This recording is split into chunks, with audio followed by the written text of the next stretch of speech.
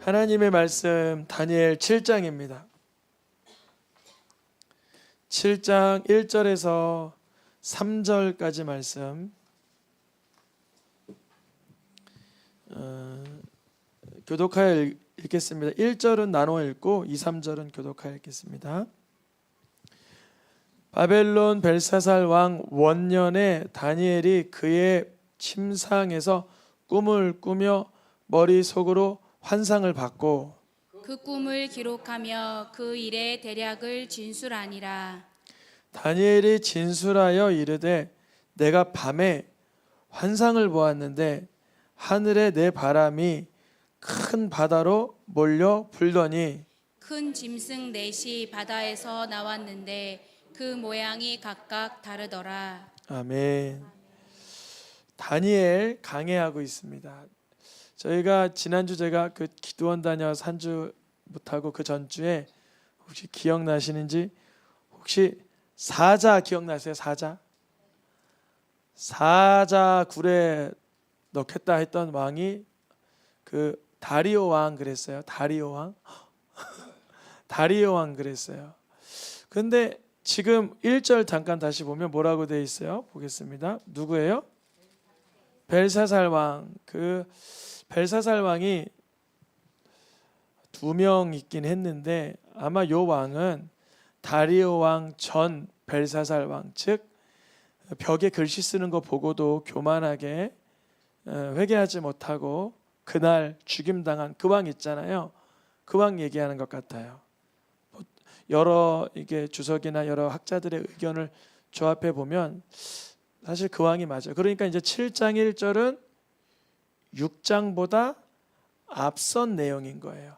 왜냐하면 6장에서 누가 5장보다도 앞선 내용이에요. 5장에서 31절에 누가 죽어요?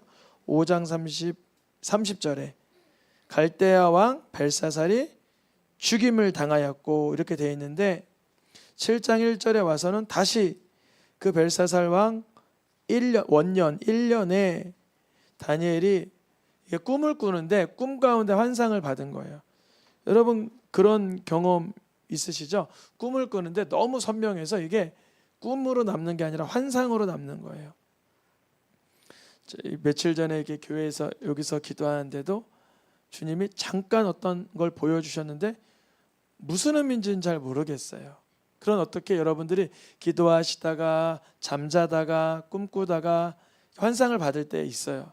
그래서 다니엘이 이 7장 1절이 그 5장보다 앞선 내용이긴 하지만 7장부터는 다니엘 개인적인 환상 또 개인적인 기도 응답 그리고 12장이 끝나요. 1장부터 6장은 느부갓네살 왕 꿈 한번 해몽해 줬죠. 그리고 벨사살 왕 글씨 한번 해몽해 줬죠. 그리고 다리오 왕 그 사자굴 그 문제 한번 해결 받았죠. 그리고 나서 이제 7장부터는 나머지 부분은 다니엘의 이제 뭐랄까 하나님과의 깊이 있는 그 임재 가운데 누린 이야기가 쭉 등장해요. 그 느부갓네살 왕, 그러니까 바벨론 왕, 벨사살 왕, 그의 아들, 그리고 메대 사람 다리오 왕, 그리고 페르시아 바사 사람 고레스 왕 시대까지 활약했던 다니엘에게 하나님이 이제 직접 환상을 보여주신 거예요. 그 이전에는 느부갓네살 왕이 꿈꾼 내용 해몽하면서 어느 정도 직간접적으로 하나님의 그런 경륜, 하나님의 경영을 이렇게 살며시 엿보았어요. 다니엘이요. 그런데 지금은 자신이 환상을 받은 상황인 거예요. 환상의 내용이 이러합니다. 그 큰 바다 가운데 내 바람이 몰려오는데 아마 이렇게 이스라엘 앞에 바다는 지중해니까 지중해라고 할게요. 지중해 바람이 이렇게 몰려오는데 그래서 짐승 4가지의 짐승이 나왔는데 모양이 다른 거예요. 그래서 이거를 글씨를 읽고 그 다음에 이제 그림을 좀 보려고 합니다. 그래서 다니엘도 느부갓네살 왕 꿈 해몽할 때나 벨사살 왕 글씨 해석할 때는 좀 뭐랄까요? 할 수 있었는데 자기가 직접 환상을 받은 이 상황에는 해석이 안 됐다 그래요. 잠깐 읽어보겠습니다. 시작. 근심하여 내 머릿속의 환상이 나를 번민하게 한지라. 이 모든 일의 진상을 물음에 그 일의 해석을 알려주며 이르되. 이제 해석은 받긴 받았어요. 다니엘이요. 이게 뭐 천사로부터 받은 것 같아요. 하나님께서 이렇게 천사를 지시해서 이렇게 알려줘라 하신 것 같아요. 그래서 다니엘이 이 환상을 받고 아주 고민했는데 내용이 이러합니다. 첫째는 사자 같은데 독수리 날개가 있다. 그럼 사자에다가 뭐 갖다 붙이면 되죠? 날개 갖다 붙이면 돼요. 그래서 모양을 하면 이런 모양 같아요. 사자인데 날개 달린 사자.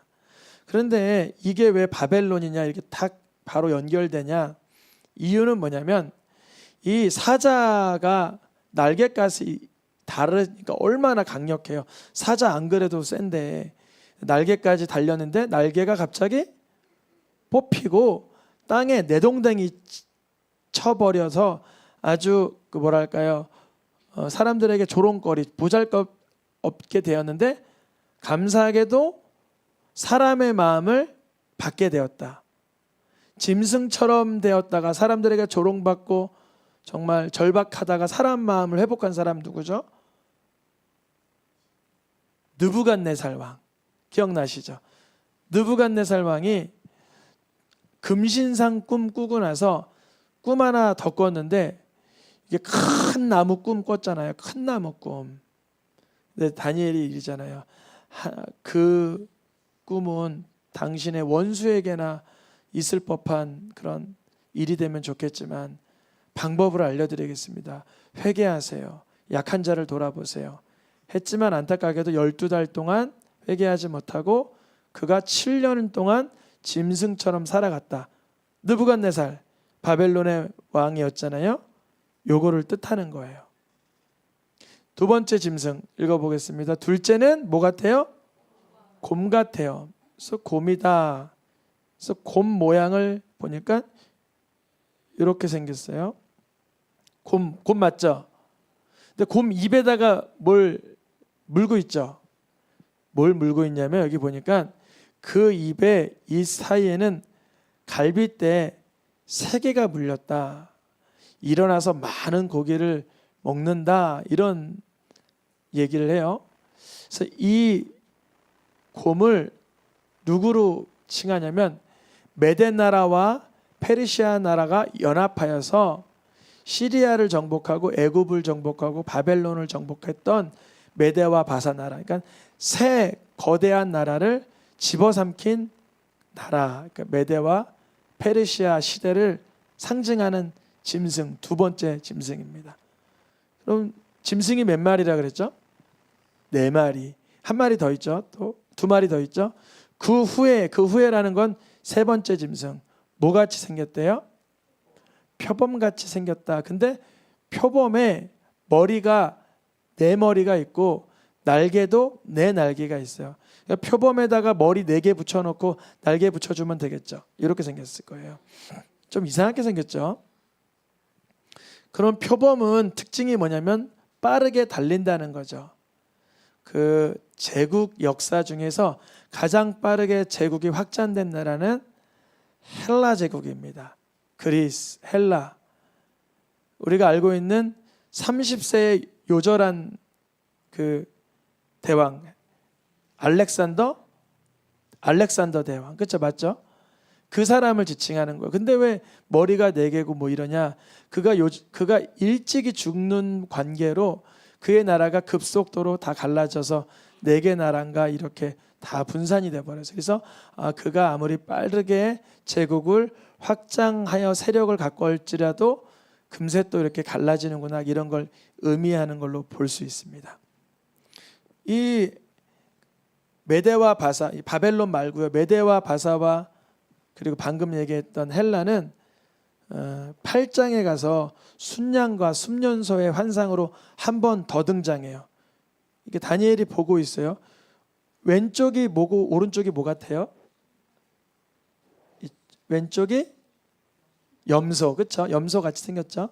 오른쪽이 양. 염소와 양. 이게 뭘 뜻하냐? 염소가 어디에 있어요? 왼쪽에 있죠. 왼쪽. 우리가 지중해 지도를 유럽 지도를 보면 알렉산더 대왕이 빠르게 표범처럼 진격했다 그랬는데 염소가 빨라요, 양이 빨라요? 염소 빠르죠. 염소 빠르고 또 서쪽 왼쪽에 있잖아요. 그래서 이 나라가 두 뿔을 가진 순양, 오른쪽의 순양은 메대와 바사지만 왼쪽 털 많은 이 순염소는 어느 나라라? 털이 많은 순염소는 곧 헬라 왕이요. 헬라 왕이 누구죠? 알렉산더. 그러니까 요 털 많고 빠르게 생긴 왼쪽 상단에 있는 이 짐승이 뜻하는 게 알렉산더. 오른쪽은요. 이 순양은 메대와 바사의 왕들이요. 이렇게 표현되어 있어요. 그러니까 하나님께서는 환상만 보여주시지 않고 그 환상에 대한 해석까지 해주고 계세요. 그래서 이제 다니엘은 요 표범 이야기까지 들었잖아요. 그러면 다니엘이 살고 있던 시대 바벨론 시대 지났고 메대와 바사 페르시아 즉 고레스 왕 시대를 지금 살고 있고 조만간 헬라 제국이 일어나서 다니엘이 살고 있었던 나라의 제국을 휩쓸어 버릴 이 빠른 나라가 등장하는데 이것도 뭐 궁금하고 특별하긴 하지만 다니엘이 넷째 짐승에 집중하기 시작했어요. 넷째 짐승은 읽어보겠습니다. 이 짐승은 전에 모든 짐승과 다르고 또 10뿔이 있더라. 그러니까 지금까지 봐왔던 정도의 제국보다도 아주 강력한 제국이 일어나죠. 로마죠, 로마. 로마는 그 연수가 또 그 토지 그 제국의 사이즈가 이전에 잠시 잠깐 100년 다스리고 사라지고 했던 게 아니라 훨씬 더 긴 세월을 로마 제국이 다스리고 그리스도인들을 강력하게 핍박하는 나라였죠. 어떻게 생겼나 제가 많은 자료를 찾아보니까 그런 건 이렇게 생기진 않았겠지만 이게 제일 무난하게 생겼어요. 이거 공동체 성경 읽기라고 그 왜 드라마처럼 읽어주는 성경 그 어플인데 거기서 등장한 모습이에요. 아주 다니엘 말 맞다나 무섭게 생겼고 놀라게 생겼고 강하게 생겼고 쇠로 된 이가 있고 부서뜨리고 남을 발로 밟는 이런 괴물과 같은 모습이었다. 이 존재가 로마 시대에 찾아오게 될 그런 강력한 그런 고난과 역경, 연단과 고난이다. 그러면 다니엘에게 하나님께서 겁주려고 이것만 보여주셨나? 그렇지 않아요. 제국이 흘러가는 가운데 예전에 금신상 환상을 볼 때도 뜨인 돌이 날아와 어떻게 했죠? 그 금신상을 다 부서뜨린 것처럼 하나님께서 환상을 보여주시는데 읽어보겠습니다. 인자 같은 이가 하늘 구름을 타고 와서 옛적부터 항상 계신 이에게 나아가 그 앞으로 인도되매. 저분은 누구시지? 사람이신데 하늘에 초월적 구름을 타시고 성부 하나님께 나아가 무언가 그 사명을 받으시네. 근데 하나님께서 그가 나아오니 어떻게 해주냐면 그에게 즉 그 인자와 같은 이에게 뭘 주세요? 그 모든 열국에 뭐 페르시아든 바사 뭐 메대든 헬라든 로마든 모든 권세와 영광과 나라가 누구에게 가요? 그에게 인자와 같은 이에게 가고 모든 백성 그러니까 어떤 언어를 말하는 자들이라도 다 그 인자와 같은 이를 섬기게 하는데 그 이전의 금신상의 나라들이나 순양과 순염소나 짐승이나 표범이나 곰은 다 멸하고 먹히고 사라지고 하는데 이 인자와 같은 이를 섬기는 이들은 영원한 권세요 멸망하질 않는 것이다 그래요. 이분이 누굴까요? 바로 예수 그리스도이십니다. 예수님을 구주로 믿는 자들의 삶은 정말 역사적으로 예수님 이 땅에 초림하시고 나서 정말 모든 언어를 영어, 불어, 뭐 중국어, 일본어 어떤 언어를 망라하고 다 예수를 고백하게 하고 계세요. 너무 신비롭죠. 너무 이 다니엘 7장의 예언, 사람들이 다니엘 예언이 이거 너무 정확하니까 그러니까 BC 100년 그러니까 알렉산더 사후에 로마 제국이 어느 정도 모양을 드러낼 때 작성된 거 아니냐 이런 이제 비평적인 관점도 있지만 그렇지 않죠. 하나님이 앞날의 제국의 흥망성쇠를 알려주신 거죠. 그래서 이 네 큰 짐승은 뭐라고 되어 있어요? 네 큰 짐승은 내 왕이라. 내 왕. 내 왕이라고 해서 딱 4명 이건 아니지만 내 제국의 왕들이라. 그런데 그 시대가 바벨론 시대이든 즉 우리나라로 치면은 그 시대가 뭐 80년대이든 그 시대가 2000년대이든 그 시대가 또 2024년대이든 언제라도 세상에 그 사람들의 탐욕과 탐심과 교만과 완악으로 인해서 어떠한 그런 흥망성쇠는 있지만 그 가운데서도 밑줄 친 것만 읽어보겠습니다. 성도들이 그 누림이 영원하리라. 성도들은 그 환경이 바벨론 포로일지라도 로마 제국의 압제 속에서도 디아스포라의 그 흩어져 사는 유대인일지라도 하나님의 은혜를 알고 예수님을 나의 그리스도로 고백하는 자들에게 있어서는 보이지 않는 하나님의 나라이지만 그것을 누리고 누릴 수 있을 것이다. 체험하고 만끽할 수 있을 것이다.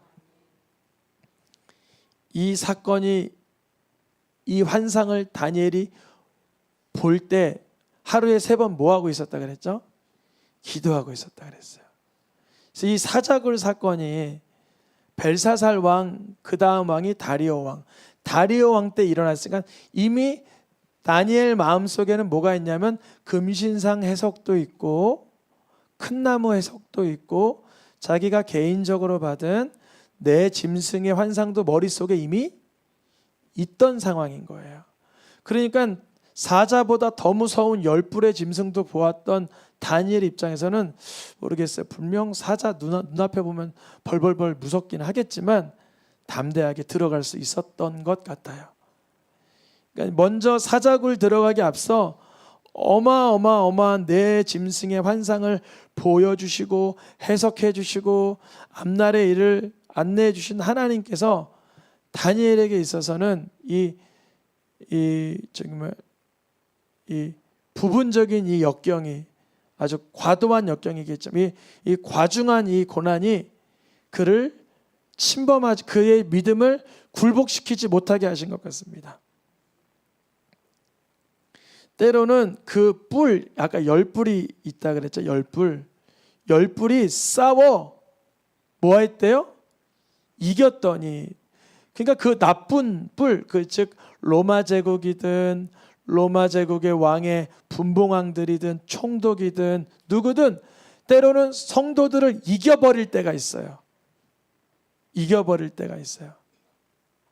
그러니까 우리가 살아가는데 때로는 우리가 굴복당할 때 있다는 거죠. 죄에, 어떤 질병에, 어떤 환경에, 어떤 감정에 우리가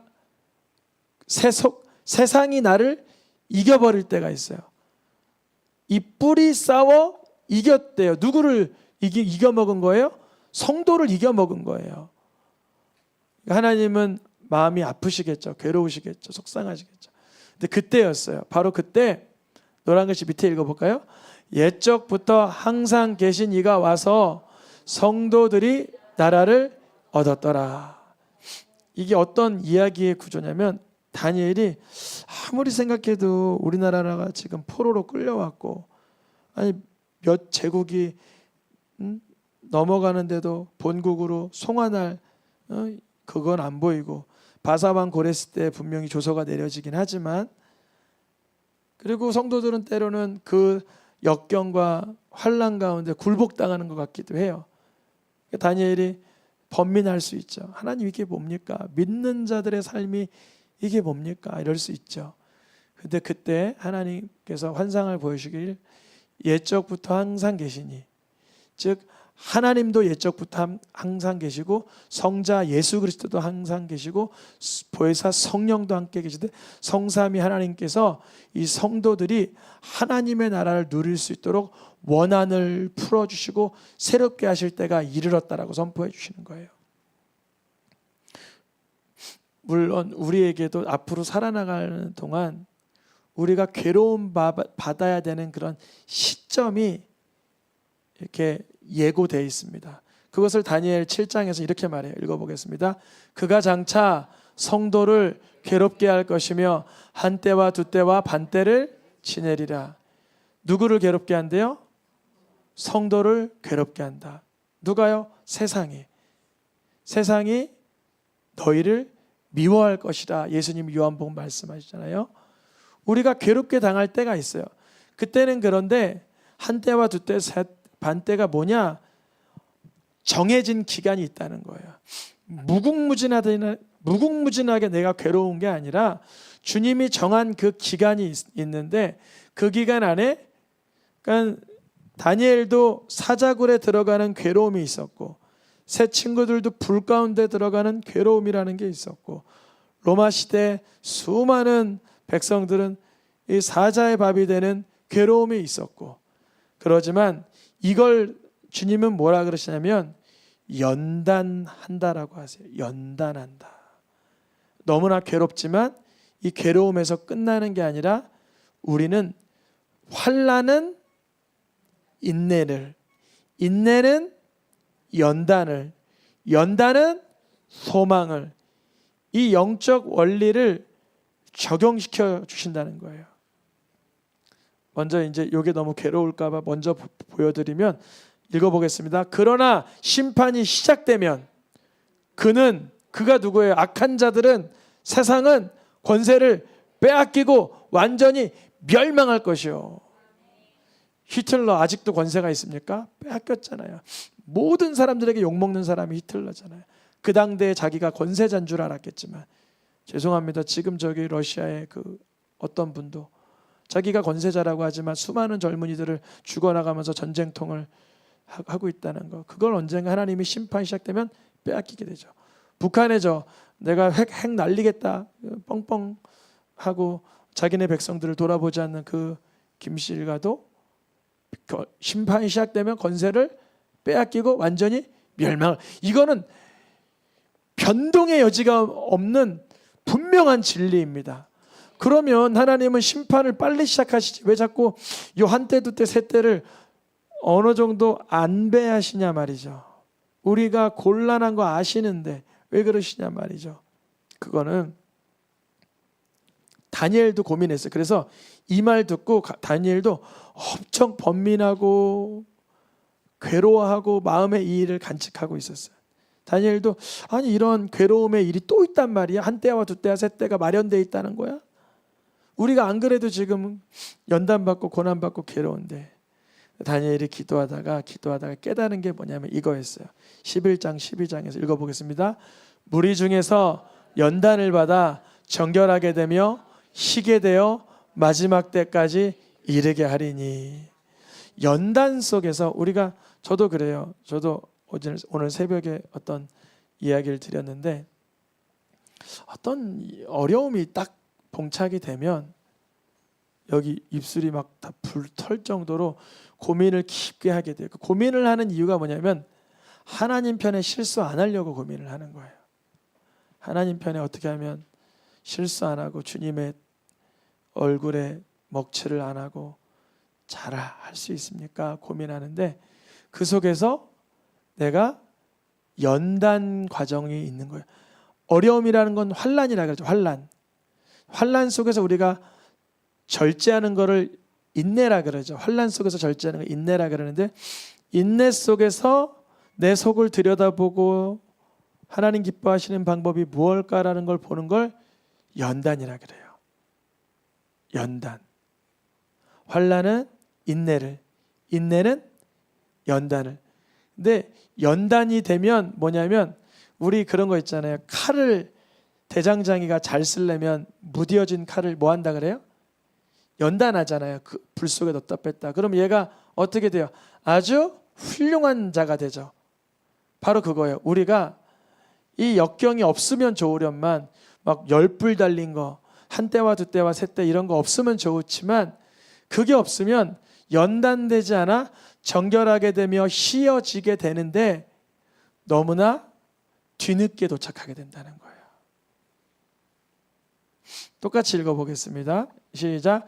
악한 사람은 악을 행하리니 악한 자는 아무것도 깨닫지 못하되. 누구였어요? 벨사살 왕이었죠. 벨사살 왕이 벽에 글이 써지고 너 무게를 달아보니까 미달돼. 하나님 앞에 겸손해야 돼. 그랬는데 깨닫지 못하고 다니엘 너가 이제 셋째 통치자 해라. 금과 사슬과 명예를 주고 나서 그날 밤 만취 상태에서 메대 사람 다리오에게 습격당하여 싹 다 죽임을 당하는 그것을 깨닫지 못하잖아요. 그런데 다니엘은 깨닫는 거예요. 그런 사람도 있겠지만 깨닫지 못하는 사람도 있겠지만 때로는 연단을 받으면 정결하게 되며 희게 되는 사람도 있을 것이다. 이걸 발견한 거예요. 저도 보니까 제가 예수님을 언제 인격적으로 깨달았냐면 언제 만났냐면 제 삶 속에서 내 죄가가 많이 보이고 내 스스로가 부끄럽고 하나님 앞에 어쩔 수 없을 때 아하 어찌하면 좋을꼬 어찌하면 좋을꼬 예수님의 십자가 보혈의 의미를 그때 알게 되는 거예요. 구약의 전체 선지서의 마지막 선지서가 어디죠? 말라기 선지서에 있어서 같은 말씀을 해요. 연단에 대한 말씀 읽어보겠습니다. 그는 금을 연단하는 자의 불과 표백하는 자의 재물과 같을 것이다. 그가 임하시는 날, 즉 누구예요? 예수 그리스도께서 임재하시고 나타나시고 활약하시고 성육신하시고 공생의 사역을 감당하시는 그때에 그가 나타나시면 우리는 연단하는 불과 표백하는 자의 잿물같이 우리가 희어지고 깨끗하게 됨을 경험하게 된다는 것입니다. 우리가 그러한 갈망이 있을 때 예수를 만나고 예수님을 만나게 될 때 그러한 나의 정결하게 됨을 경험하게 돼요. 읽어보겠습니다. 금, 은과 같이 그들을 연단하리니 그들이 공의로운 제물을 나 여호와께 바칠 것이라. 예수님 한켠에 같이 매달린 강도 얼마나 고통스러웠을까요? 우리가 상상도 못하겠죠. 근데 그가 거기서 뭘 깨달아요? 그 고통 속에 자기의 죄를 드디어 깨닫는 거예요. 그러니까 어찌 보면 십자가는 형벌이고 저주지만 그 강도에게는 그 십자가가 선물이었어요. 끔찍하지만. 근데 또 한 강도는 어땠어요? 악한 사람은 악을 행하리니 그 악한 가운데 십자가를 매달려 죽어가면서도 아무것도 깨닫지 못했죠. 우리가 오늘 다니엘 7장 다니엘이 내 짐승을 보며 그 하나님의 환상을 해석받으면서 분명히 이 제국이 진행될 때마다 너 성도들을 향한 어떠한 핍박이나 역경이 있을 것인데 다니엘이 발견한 것은 그 속에서 하나님의 사람으로 더 정결하게 되며 복원되며 회복된다는 걸 발견한 것입니다. 우리도 오늘 다니엘 말씀을 통해서 우리의 삶에 적용시킬 때 내 삶의 역경과 어려움이 있을 때 더욱 하나님의 사람으로 예수님을 부르짖고 그 은혜를 누릴 수 있기를 축복합니다. 찬양하며 기도하겠습니다.